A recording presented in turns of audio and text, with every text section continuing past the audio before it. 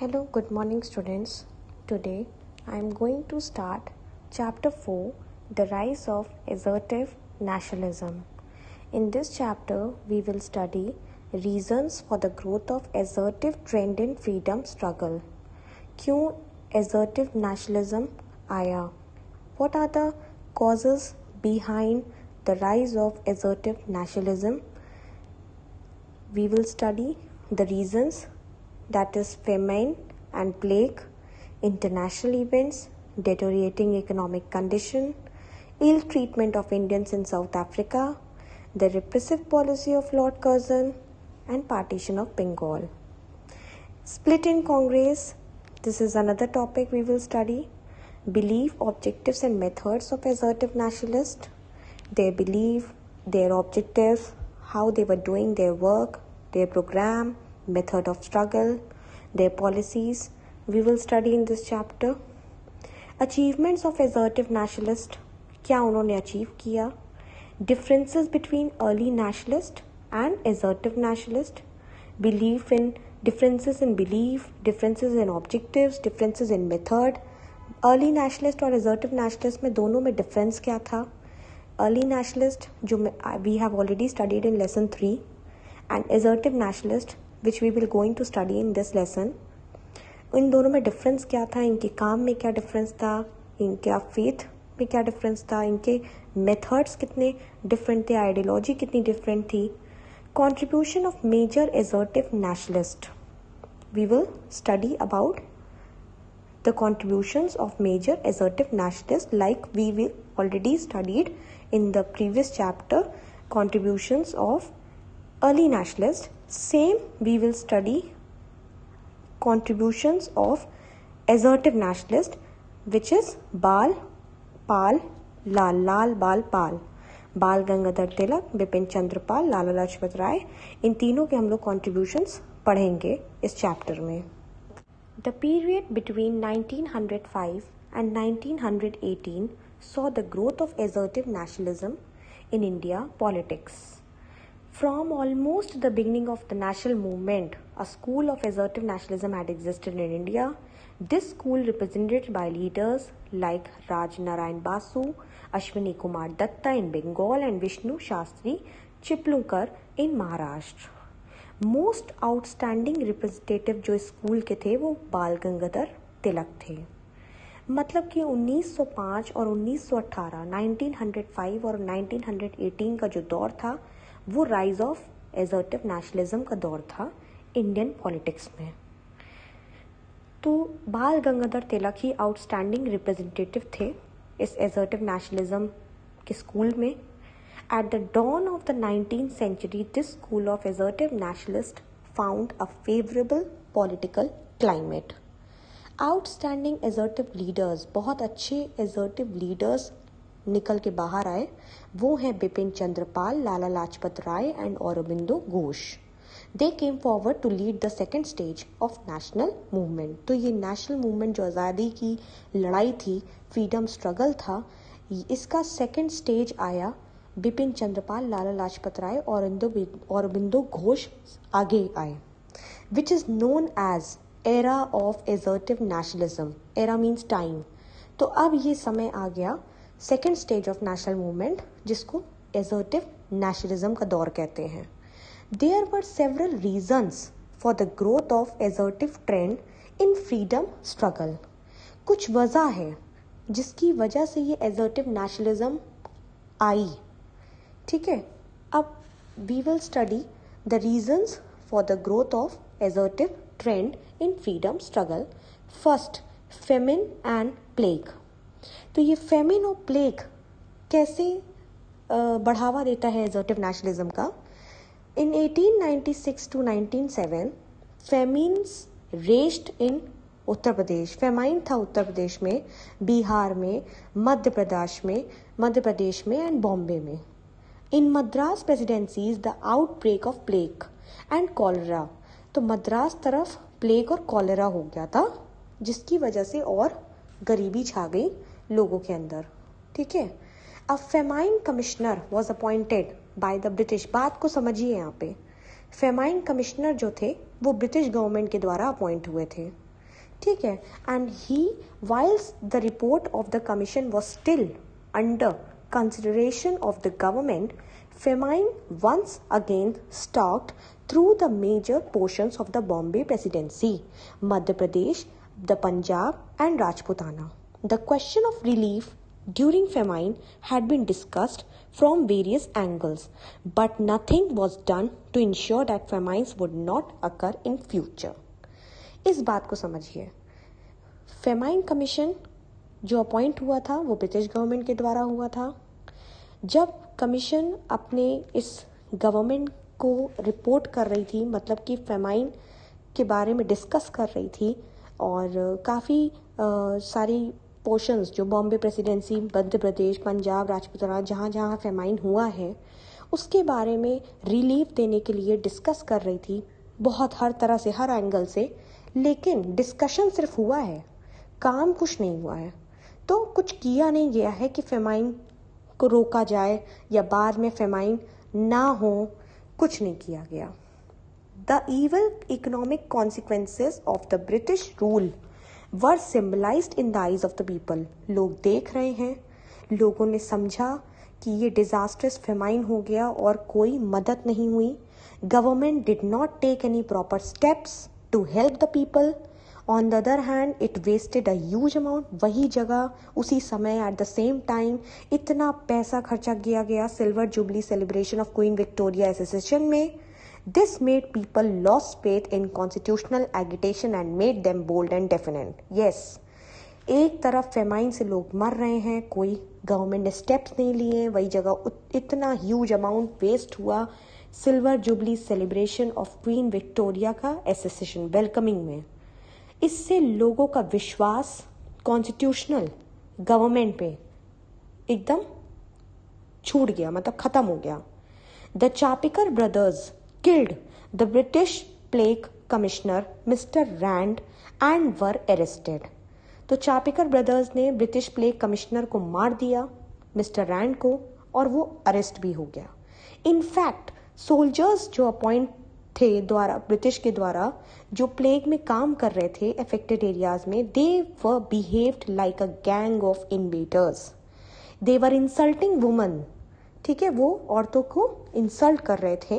And throwing the household, जो British के द्वारा सोल्जर्स अपॉइंट किए गए थे मदद के लिए प्लेग अफेक्टेड एरियाज में जहाँ प्लेग हुआ है, तो वो भी जैसे बहुत एहसान कर रहे हों. They were insulting woman and throwing the household things on the ground. सब सामान फेंक रहे थे ग्राउंड पे.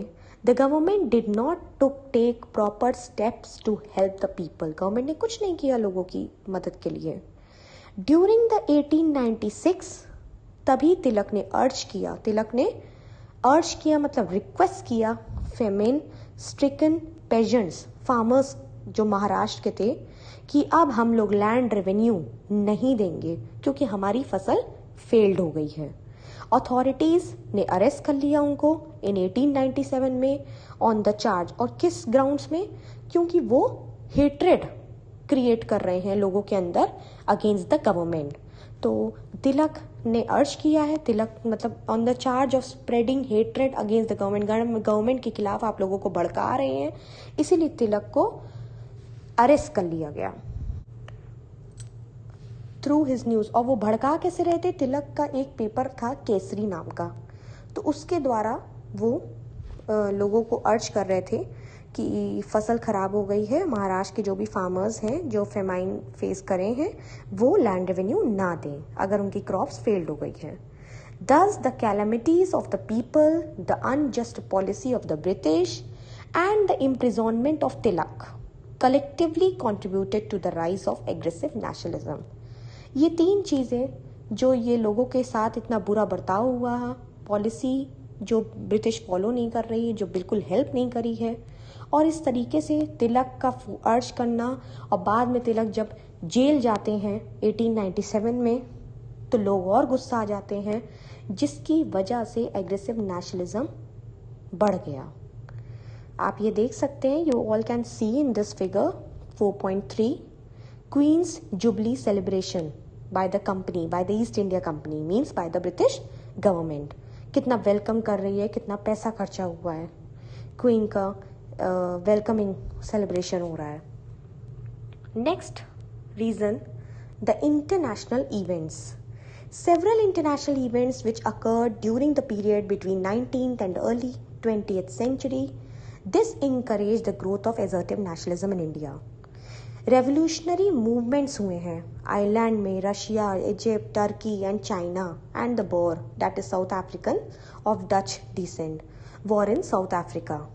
इन्होंने भी, ये सारे जो रेवोल्यूशनरी मूवमेंट्स हुए हैं इंडिया के अलावा और भी देशों में, ये सब इंडियंस को कन्विंस करते हैं कि हम लोग भी लड़ सकते हैं. What was needed for this, क्या चाहिए वॉर के लिए, क्या चाहिए फ्रीडम के लिए? एक स्पिरिट होनी चाहिए पैट्रियोटिज्म की, दैट इज नेशनलिज्म की, which means love for one's country, और सेल्फ सैक्रिफाइस, अपने आप को बलिदान करने की feeling, self sacrifice for the sake of Motherland.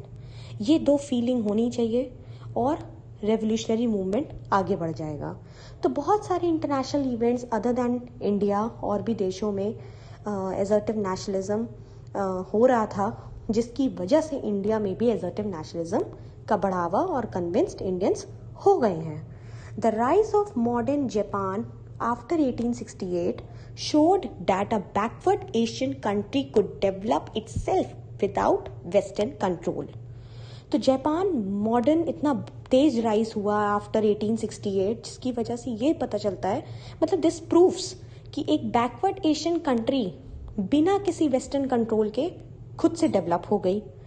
So nothing is impossible in the world. The defeat of the Italian army by the Ethiopians in 1905 exploded the myth of European superiority. तो European की जो superiority थी, जो और Italians defeat हो जाते हैं, Italian से आर्मी इथोपियंस डिफीट कर देते हैं 1905 में. इससे ये पता चलता है और इसी घटना से इंडियंस इंकरेज्ड हो जाते हैं, मोटिवेटेड हो जाते हैं कि हम लोग भी अपने देश में ब्रिटिश गवर्नमेंट की सरकार गिराएंगे. They felt that if the European nation could be defeated, it would be possible for the Indians to drive the British away from India. अगर यूरोपियन नेशन डिफीट हो सकता है, कर सकता है, तो अगर यूरोपियन नेशन डिफीट हो सकता है तो हम लोगों के लिए भी पॉसिबल है कि हम लोग ब्रिटिश को यहाँ से, इंडिया से भगा दें. ठीक है, तो this was the another cause behind the rise of assertive nationalism. Next cause, the deteriorating economic condition. The economic policy of the British government had ruined the Indian economy. There was unemployment and price rise. ये जो economic condition, मतलब धीरे धीरे India की जो economic condition थी वो deteriorate हो रही थी. डेटोरिएट मीन्स डिक्रीज हो रही थी, खराब हो रही थी. अनएम्प्लॉयमेंट था, बेरोजगारी छा रही थी. वही जगह प्राइस हर चीज़ का बढ़ रहा था. By the end of the 19th century, number of educated Indians had increased. तो मतलब इंडियंस तो एजुकेट होते जा रहे हैं, पढ़ते जा रहे हैं, इंक्रीज होते जा रहे हैं, लेकिन उनके लिए काम नहीं है. और जो काम है, large number of them worked in the administration but on extremely low salary. तो कम सैलरी उनको मिल रही है एंड मेनी फेस्ड अनएम्प्लॉयमेंट. ठीक है, तो बेरोजगारी है इंडियंस के लिए, बहुत कम सैलरी इंडियंस को दी जा रही थी. Their economic plight made them look critically at the nature of the British rule. तो ब्रिटिश के हिसाब से इकोनॉमिक प्रोग्रेस नहीं हो रहा था ब्रिटिश रूल के तहत. Many of them were attracted by assertive politics. तो काफ़ी गुस्सा आ गए, काफ़ी लीडर्स भाई गुस्सा आ गए, काफ़ी लोग गुस्सा आ गए, तो एजर्टिव उनको होना पड़ा. Next, ill treatment of Indians in South Africa. अब इंडियंस के साथ बुरा बर्ताव हो रहा है साउथ अफ्रीका में, तो जिसकी वजह से इंडियंस तो खिसियाएंगे, इंडियंस इरिटेट होंगे और वो चाहेंगे कि ब्रिटिश रूल, हम लोग यहाँ पे उनको पनाह दे रहे हैं और वहाँ पे इंडियंस के साथ बुरा बर्ताव हो रहा है साउथ अफ्रीका में, जिसकी वजह से इंडियंस को एसर्टिव होना पड़ा. Indians dwelling in South Africa were denied the right to cast their vote. तो हुआ क्या था एक्चुअली साउथ अफ्रीका में इंडियंस के साथ? इंडियंस को मना किया गया कि वो वोट नहीं दे सकते. दे वर अनफेयरली टैक्स्ड और उनके साथ ज़बरदस्ती टैक्स लगाया जाता था. They were subject to racial discrimination, उनके साथ कास्ट डिस्क्रिमिनेशन बहुत होता था. And they were not allowed to travel by the railway coaches and buses scheduled for the whites. तो वाइट्स मतलब गोरे लोग, तो गोरे लोगों के साथ इंडियंस ट्रैवल नहीं कर सकते हैं. मतलब गोरे लोग मतलब कि अंग्रेज, फॉरनर्स जो साउथ अफ्रीकन में वहाँ पे जो भी वाइट्स पीपल हैं, पढ़े लिखे लोग हैं, मतलब उनकी भाषा में अगर बोले तो वो वाइट पीपल हैं, उनके साथ इंडियंस ट्रैवल नहीं कर सकते हैं सेम कोच में, सेम बस में. They had to carry their identity card along with them according to the registration act. This expose the cruel nature of the white colonialist. Yes, अगर कहा जाए कि आइडेंटिटी कार्ड लेके घूमो registration act के तहत और कहीं भी सेम बस में, सेम रेलवे कोचेस में बैठने ना दिया जाए, ट्रैवल ना करने दिया जाए, वोट ना देने दिया जाए, तो एक ये क्रूअल नेचर नहीं है. ये कैसा लगेगा एक इंडियन को वहाँ रह के? बहुत खराब लगेगा. उसको लगेगा ही नहीं कि हम इस देश के कहीं सिटीजन हैं. तो इस तरीके का बुरा बर्ताव, अनइक्वल बर्ताव किया गया इंडियंस के साथ in South Africa. Then the next reason is the repressive policy of Lord Curzon. Lord Curzon की बड़ी रिप्रेसिव पॉलिसी थी. Anti Congress attitude of Lord Curzon convince the Indians that it was useless to expect any political and economic advance as long as the British ruled India. Lord Curzon ने convince किया Indians को कि ये useless है कि हम expect करें कि कोई भी पॉलिटिकल इकोनॉमिक एडवांस हो सकता है जब तक ब्रिटिश रूल इंडिया कर रहा है. ठीक है. In 1904 Indian official secrets act was passed, जिसमें रिस्ट्रिक्शन करी गई फ्रीडम ऑफ प्रेस. मतलब प्रेस कुछ भी नहीं छाप सकता है, press against the British government कुछ नहीं छाप सकता है. Sedition act curtailed the liberties of the people. Liberties means freedom. तो लिबर्टी मीन्स फ्रीडम, तो मतलब लोगों की आज़ादी को रोक लगा दिया गया है according to sedition act. Tilak wrote an article in Kesari जो उनका पेपर है, उसमें तिलक ने एक आर्टिकल लिखा जिसमें शिवाजी का assassination of the Bijapur general Afzal Khan पे था. फॉर दिस रीज़न ब्रिटिश ने फिर एक्यूज किया उनको और फिर उनको 2 साल के लिए तिलक को जेल में डाल दिया. Real confrontation between Curzon and the nationalist intelligentsia came through 3 successive measures. तो रियल कन्फ्रंटेशन जो हुआ नेशनलिस्ट और कर्जन के बीच में, वो ये था कि कैलकाटा कॉरपोरेशन एक्ट इन 1899 उसमें कुछ चेंजेस हों, यूनिवर्सिटीज़ एक्ट ऑफ 1904 में कुछ चेंजेस हों, एंड थर्ड लॉर्ड कर्जन ने अनाउंस कर दिया कि पार्टीशन ऑफ बंगाल होगा इन 1905. मतलब बंगाल को 2 भाग में पार्टीशन कर दिया जाएगा, वेस्ट बंगाल और ईस्ट बंगाल में. Then Calcutta corporation act 1899. ये जो कैलकाटा कॉरपोरेशन एक्ट जो बना है, इसमें चेंजेस हुए हैं, जिसमें इंडियन इलेक्टेड मेंबर्स जो कैलकाटा कॉरपोरेशन में हैं उनको उनकी संख्या कम कर दी जाएगी. It was a move directly connected with the interest of Calcutta European business committee. तो ये साफ दिख रहा है कि कैलकाटा यूरोपियन बिजनेस कमिटी के फायदे के लिए हो रहा है, which had complained about delay in the grant of licence. University act 1904. Besides, Lord Curzon thought that the Indian university and colleges had become the places of propaganda against the British imperialism. Yes, Lord Curzon को तो ये लगता ही था कि Indian university और colleges में जो पढ़ाई लिखाई पढ़ाया जाता है वो ब्रिटिश इम्पीरियलिज्म के खिलाफ पढ़ाया जाता है, ये एक ऐसी जगह है. तो वो चाहते थे कि उसको कंट्रोल में ले आए यूनिवर्सिटी और कॉलेजेस को. तो इसी पर्पस को साथ में रखते हुए उन्होंने यूनिवर्सिटी एक्ट ऑफ 1904 पास किया, जिसमें कई रिस्ट्रिक्शंस हो गई इंडियन यूनिवर्सिटीज़ के लिए जो यहाँ पे इंडियन स्टूडेंट्स हैं. This act cut down the number of elected senate members and increase the number of official element in the management of the university so that the university senate and syndicates became the official organs of the government.